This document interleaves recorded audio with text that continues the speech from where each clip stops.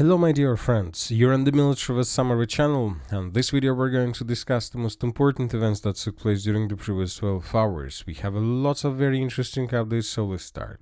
So it's just the beginning of Sunday, which means that tomorrow, on Monday of the 18th of August of 2025, very important meeting is going to take place on the territory of Washington between the President of the United States of America, the President of Ukraine Zilinski, and different European leaders, where most likely the President of the United States of America will convince Zelensky to accept the deal that was reached by the President of the Russian Federation and the United States of America on the territory of Alaska.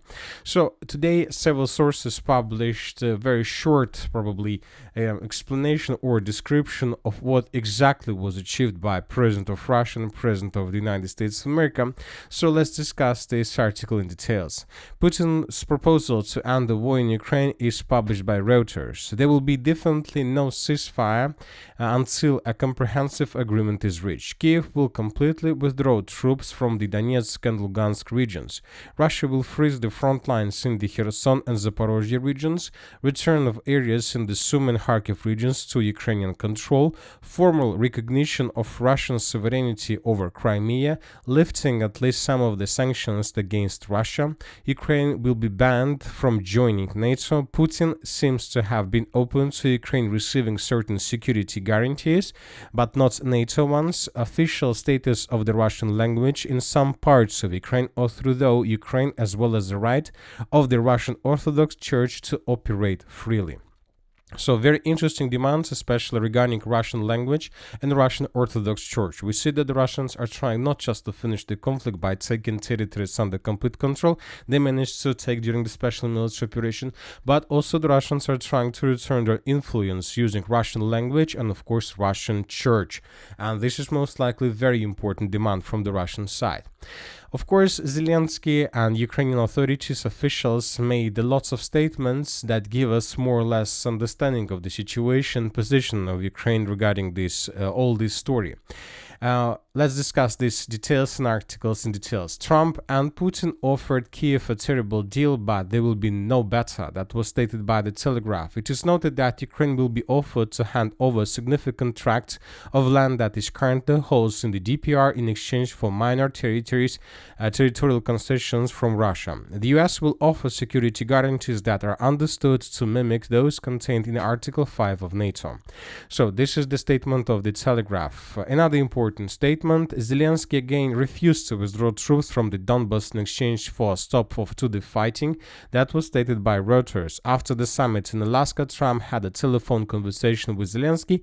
According to the agency, the Russian president offered to freeze most of the front line if Kiev agreed to withdraw troops and hand over all of Donbas to Russia. Zelensky rejected this demand, a Reuters source says. Recall that earlier the Russian side emphasized that a ceasefire is possible only if the root causes of the conflict are eliminated.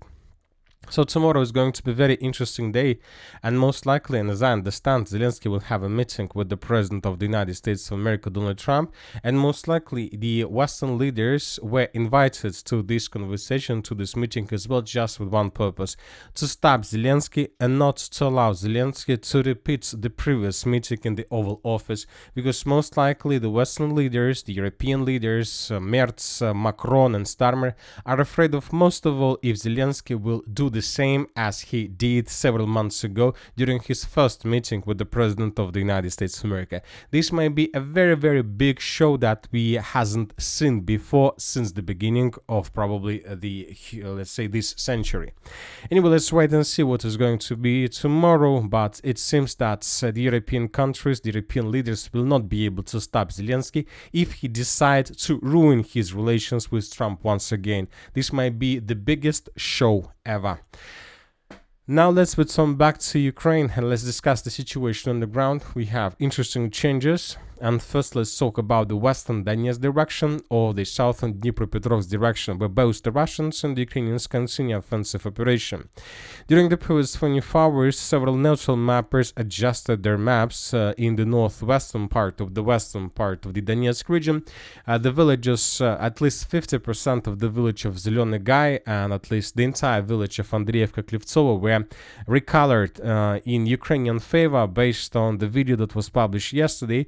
This adjustment was provided by neutral mappers. I would like to remind you once again that yesterday pro-Ukrainian resources published this video where you can see in the first part of this video how Russians were taking the village of Iskra or Andreevka-Klivtsovo under complete control, and then according to Ukrainian sources they carry out counter-offensive, successful counter-attack that allowed the Ukrainians to restore control over this village. So based on this video, most of the mappers adjusted their maps in this area, coloring this territory in the complete Ukrainian control. But I would like to remind you that once again we rose this question yesterday, that now Ukrainians are using new tactics before withdrawing or leaving this or that settlement. The Ukrainians began making photos and videos with flags in different parts, so this allowed them to use these, let's say, videos and pictures later after the Russians announced control over this or that territory. So a very interesting schema, but once again, if this information is correct, anyway, sooner or later the Russians will continue offensive operation further, and we will start receiving first two locations, let's say, from the settlements of Pitgavrilovka and Gavrilovka. So it's, as for now, it doesn't matter. The only thing is that we were forced to change the color of the map as a contested area or the gray zone due to these new circumstances. Now let's move further and let's discuss the situation in the Pakovsk agglomeration, where we also adjusted the map significantly. First, let's talk about the city of Pakovsk itself. According to neutral mappers, the armed force of the Ukraine managed to carry out very successful counter-offensive operation not just to the northeast of the city of Pakovsk and the Pakovsk agglomeration, but also the Ukrainians carry out successful counter-attack in the central and in the southwestern parts of the city, and as a result of counter-offensive operation, the Ukrainians managed to restore complete control almost over the entire central part of the city. Based on the report that was published by neutral mappers, we added additional contested area or the gray zone. Another important thing that several pro-Russian resources reported that by the beginning of the 17th of August of 2025, the armed force of the Russian Federation established control for more than 33% of the settlement itself. So it's very difficult for now who to believe, but let's wait for additional updates, and obviously we will understand what is happening right now there. Now let's move further and let's talk about the area of Russian breakthrough that took place almost 8 days ago.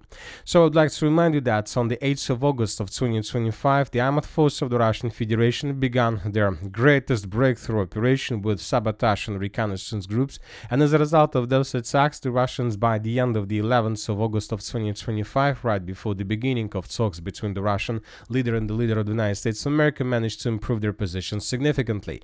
And this attack probably caused huge damage to Ukrainians, mainly to their spirits and to the entire, let's say, inner situation in Ukrainian armed forces. Once again, this is the situation by the end of the 8th of August. This is exactly the moment when everything started.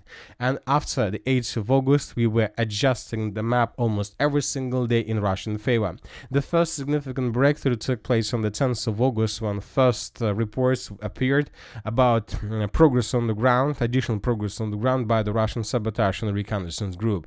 By the end of the 11th of August of 2025, the Russians managed to improve their positions, probably 2 times more in comparison with the previous day. And by the end of the 12th of August of 2025, according to information that we can find in the open source, the Russians managed to improve their positions at maximum level. So the picture that you can see right now is the maximum level of Russian breakthrough operation that had been taking place since 8th of August till 12th of August of 2025. By the end of the 12th of August of 2025, the armed forces of Ukraine brought additional forces in this area, first military corps of the National Guard, with the purpose to stabilize the situation and counterattack. And starting from the 13th of August, we stopped receiving any updates about additional progress on the ground of the armed force of the Russian Federation, which means that the battle has begun. And that the battle battle began exactly by the morning of the 30th of August. So, and Ukrainians launched their counter-offensive operation. We had some small changes on the ground, but most likely those were just corrections and adjustments on the map, nothing more, not something like additional information about additional progress on the ground. And by the morning of the 16th of August, we got report published by the National Guard 1st Military Corps, and according to them, they managed to improve their position significantly and to restore the territories they lost during the Russian first days of attacks. And later, this information was also confirmed by pro-Ukrainian mappers of Deep State. And by the morning of the 17th of August, several more neutral and reliable mappers confirmed this information. And we have adjusted the map completely. So let's compare the map between the dates. Once again, this is the situation by the end of the 16th of August, and this is the situation by the beginning of the 17th of August of 2025. Russians managed to improve their positions. The most important is that the Russians managed to answer the eastern part of Rodinsk and to dig in deeper, which is probably the most important achievement of the Russian forces. The Russians managed to improve their positions further in the northern direction. Furthermore, several pro-Russian resources continue insisting that the Russians weren't defeated in this direction, that they continue offensive operation, that by the morning of the 17th of August of 2025, the Russians secured the village of Kucherov Yar. So this entire territory is covered with the fog of war, and it's very difficult to understand what exactly is happening here. We adjusted some previously marked contested area as Ukrainian control. So this is the picture by the morning of the 17th of August. We are waiting, of course, for additional updates both from the Russian from pro-Ukrainian side, and most likely today the clashes between the Russians and the Ukrainians will continue. The thing is that tomorrow is the meeting between Trump and Zilinski, so that is why both the Russians and the Ukrainians will try to improve their let's say negotiation position or just media positions before this meeting. The Russians will try to take as many as possible, the Ukrainians will try to do the same. Now let's talk about the Serebryanka and Siversk direction.